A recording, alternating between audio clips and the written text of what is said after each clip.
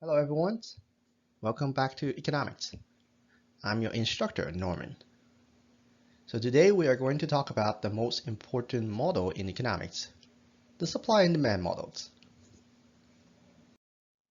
So in this chapter, we are going to break it down into three parts.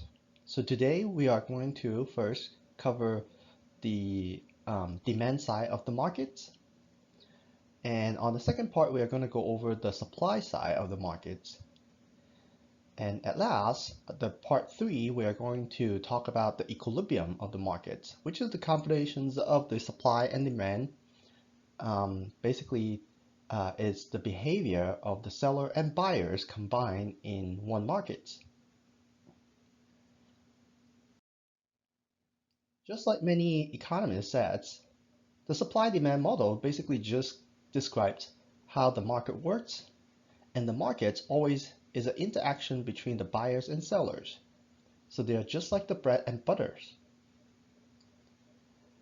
Well, in the market setting, the demand side basically is representing the side that it's buying the product.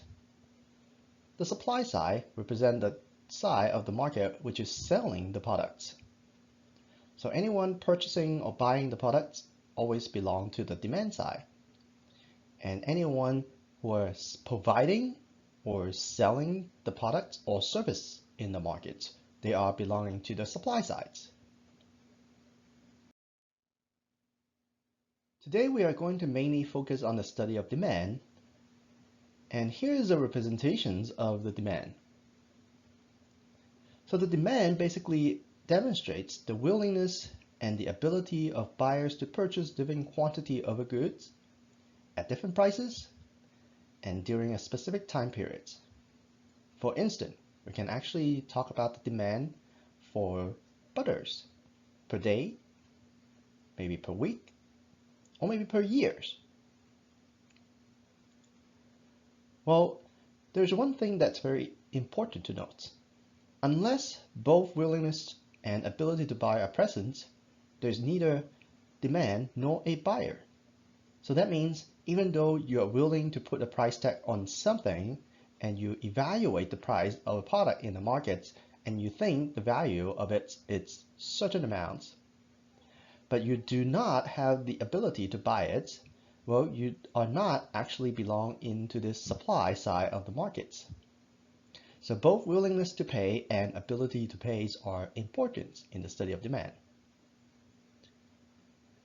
We also refer the term willingness to pay to the demand side of the market.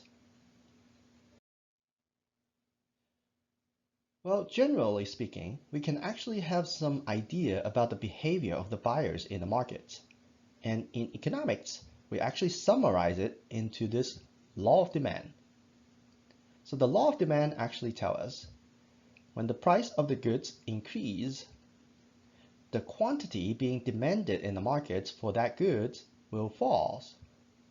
So in other words, when prices are more expensive on one goods, people will buy less of that goods. And when the price of the goods falls, the quantity demand of the goods will rise. Ceteris paribus.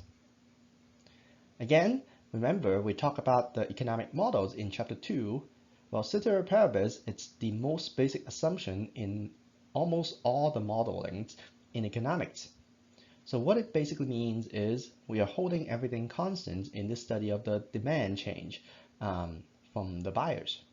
So we are basically keeping track of how prices change might actually affect the quantity of the goods being purchased in the markets and keeping all the other things around us the same. So for instance, we're keeping the weather the same, we are keeping the mood for buying the good the same, we are keeping the privilege of the goods the same, and all the other things else. To represent the demand, we can actually use two different tools. Well, the first one I'm demonstrating here, it's what we call a demand schedule. A demand schedule basically is a tablet format of demand. It puts all the numerical representations of these demand behaviors into a table. As you can see, this table actually contains two columns. Well, the price of the product and the quantity being demanded in the market. Well, for example, if we take a look at the table here, point A basically pointing at when the goods of the price of the goods is $175 in the markets, there will be 3 units of it being demanded in the markets. However, when the price drops from point A to point D, from $175 to $100, well, because it's cheaper, it incentivizes buyers to buy more based on the law of demand, and the quantity being demanded in the markets will go from 3 units to 6 units. So this behavior in the table, it's basically demonstrating the law of demand. Another way to demonstrate demand behavior is using what we call the demand curve. It's a graphical representation of the demand. So in this demand curve study, we know the slope of this demand curve will always be a negative. So what it means, it's basically we always going to expect to see the demand curve will go from the left-hand side to the right-hand side downwards. Well, why is the curve going to be negative always? Well, if you take a look, close note to those axes on the graph, on the y-axis or vertical axis represent the price of the good X, and the horizontal axis represent the quantity of the good X being demanded in the markets. As price of the goods drops, people are going to buy more. And you can see all this plot right here. It's demonstrating when prices going down, the quantity of the goods will be purchased more in the markets. So that's why the curve of this demand is going to always be downward sloping. Again, it's another way to demonstrate the law of demand. Well, the shape of the demand curve can be in any fashions. It's not limited to a straight lines. It can be a concave up or concave down curve, just like what I'm showing you in this graph. Well, in the study of demand, there are 2 fundamental scales of demand we can study. Number 1 is what we call the individual demand, which is the demand behavior of an individual buyers. Another scale is basically the market demand, which represents the demand behavior of the whole market that contains all the buyers in one single market. To demonstrate how we actually come up with the market demands from an individual demands, we can actually take a look at this example here. Let's suppose we have a market that has 3 buyers, Christy, Anthony, and Lane. And each one of them has an individual demand behavior. As you can see, well, at different prices, there is a different quantity of the CD album will be demanded from each individual buyers in the markets. Well, in order to calculate or maybe to estimate the market demands, we can use a very simple methodology called horizontal summations.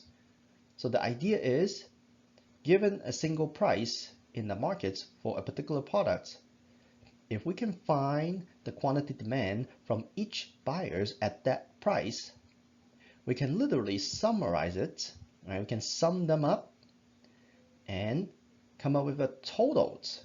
And this total quantity demand basically is representing the market's quantity demands, because the markets only contain these 3 buyers. Well, for every price level, we can actually do the same thing to come up with a market quantity demands to form these market demand schedules. Again, just to demonstrate, well, from the previous example, we have a market demand schedule and a market demand curve that we can estimate from these 3 buyers we just saw. Well, one very important concept in the study of demand, and most of the time students actually confused about, is the difference between the quantity demand and the demands. So the quantity demand basically it's a number of units of the goods and individuals are willing to and able to buy at a particular price during the same periods. So, for instance, when we talk about the quantity demands of the goods, we are actually referring to the numbers in the quantity demands columns. For instance, when the price of good X is $175, the quantity being demanded for good X is 3 units. However, demand is a word that we say it's the representations of the entire behavior of the market demands. So we're referring to the whole behaviors of the buyers in the market. We're not particularly including just one number, but it's actually the whole table we are seeing here. So when we talk about the quantity demands and the demand of the goods, it's very often we confuse about the change of the two. So here we would like to use a very simple example here to demonstrate what we mean by change in quantity demanded of the goods.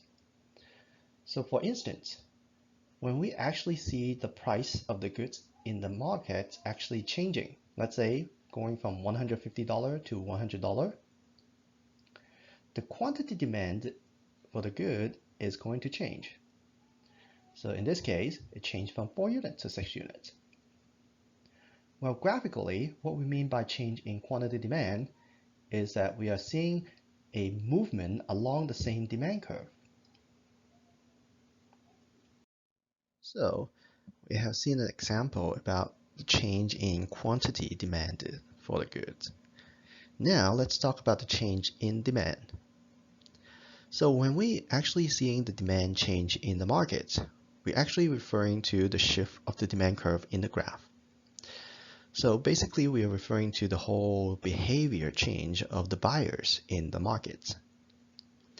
Well, unlike the change of quantity demanded for the goods, the only factor that changed the quantity demand for the goods is the price of the good itself.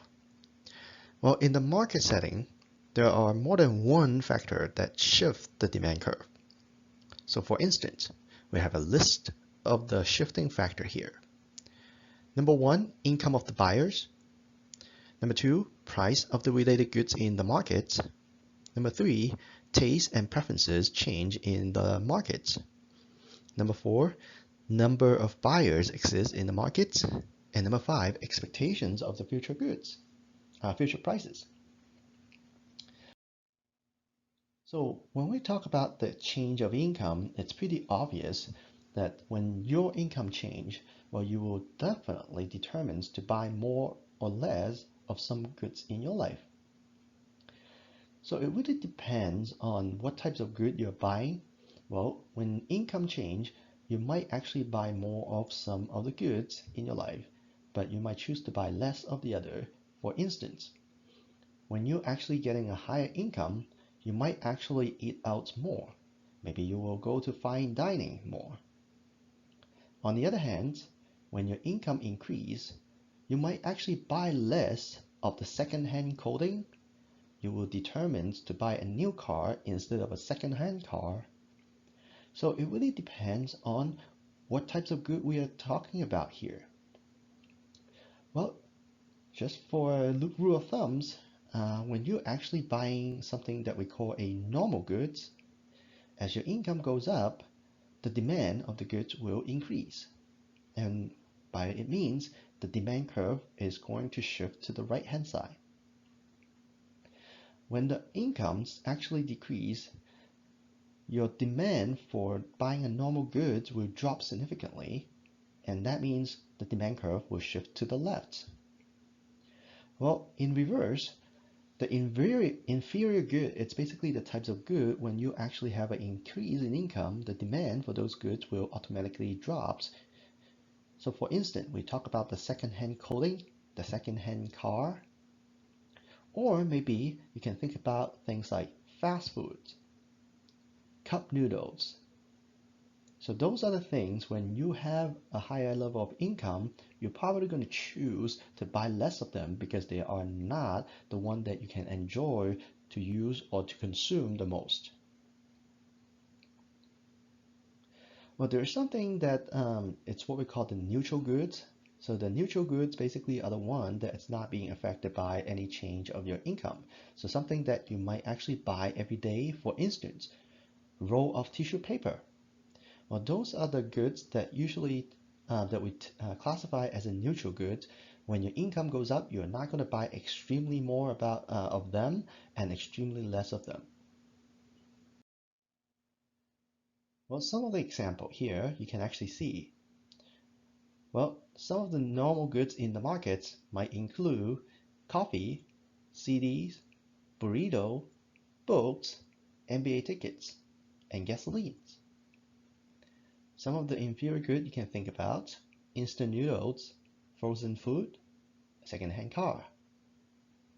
Neutral goods might include something like rice, paper towel, cereals, or maybe a textbook that you have to use, or maybe an SS code you have to purchase for your class.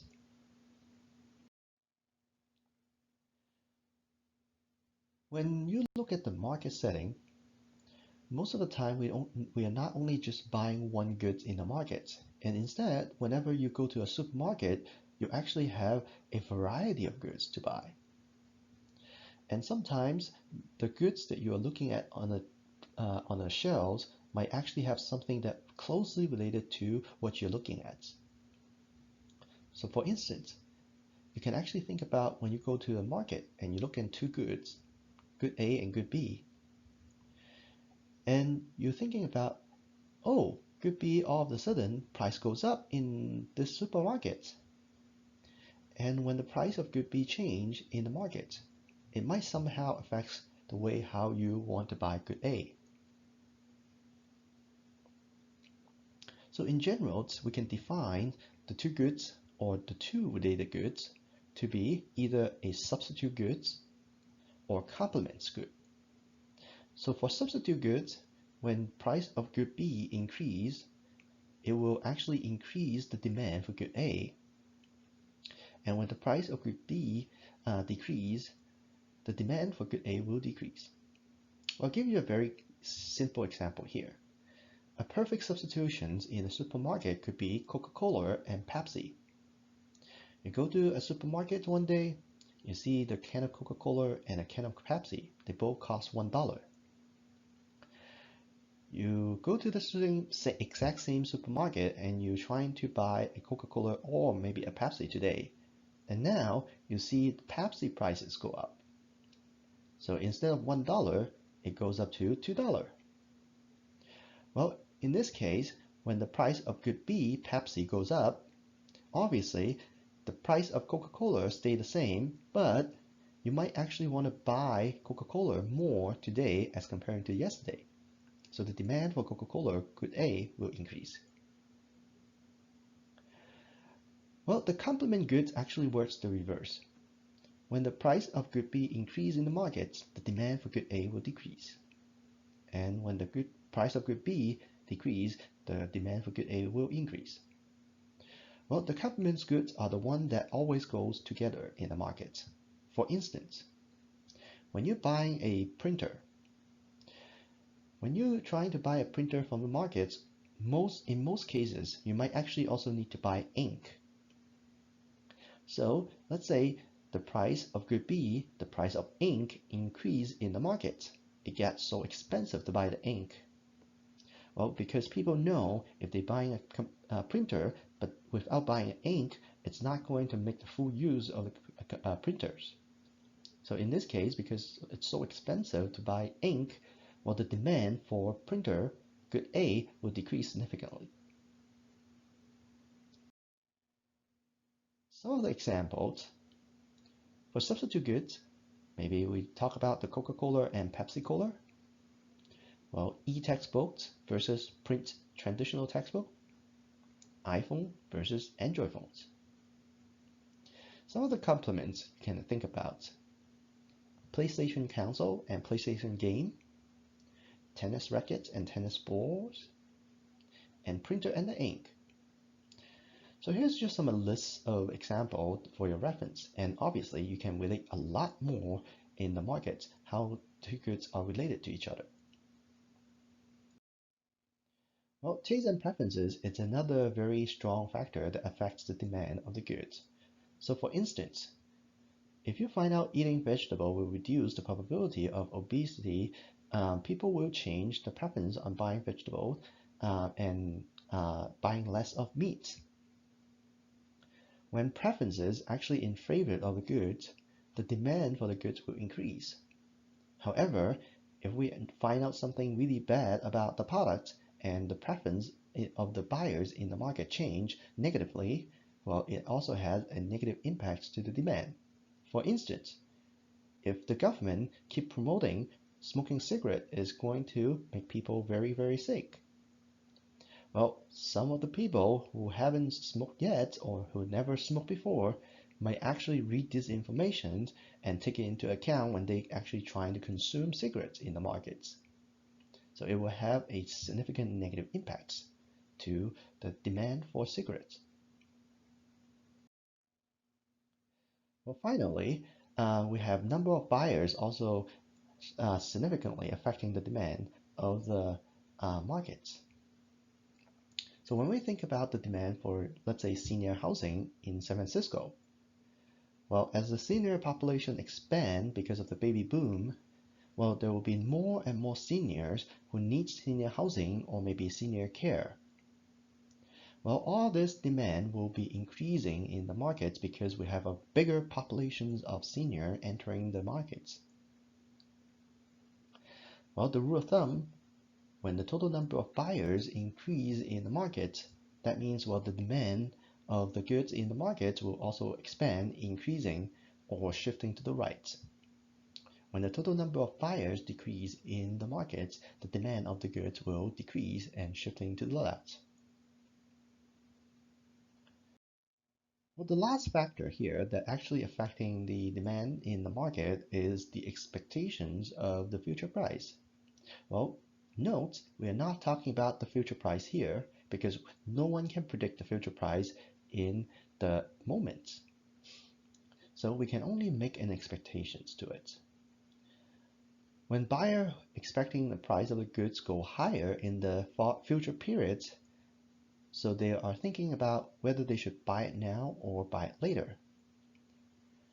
So for example, if someone tells you that the housing prices in the East Bay are going to expect to go up 50% in a few months, and you do not plan to move anywhere else, do you want to buy a house now or do you want to wait until later?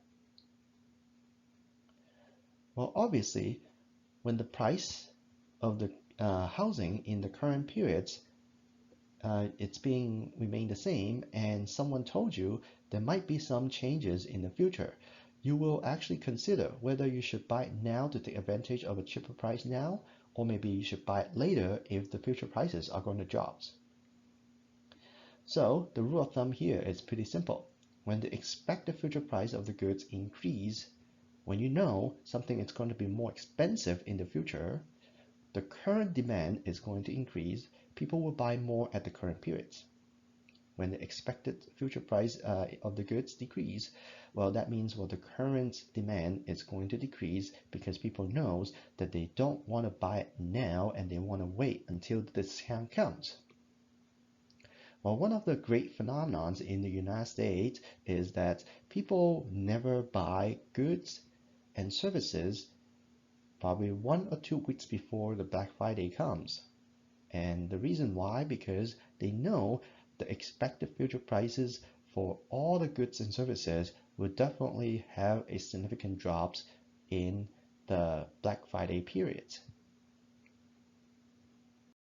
So we have talked about two different types of changes in the study of demand. So one is the change in quantity demanded for the goods, which is what we call the movement along the demand curve. Well, the only thing that changed the quantity demand for the goods is the price of the good itself. And sometimes we call this a movement factors. On the other hand, when the demand curve is shifting or there is a change in demand in the markets, we actually refer to the shifting factors.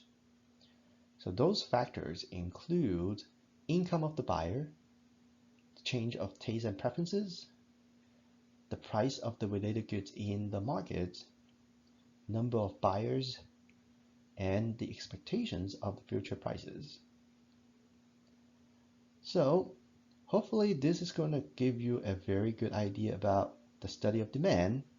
Well, in the next sections, we are going to talk about the supply side of the demand. The supply side of the markets. I'll see you in the next lessons.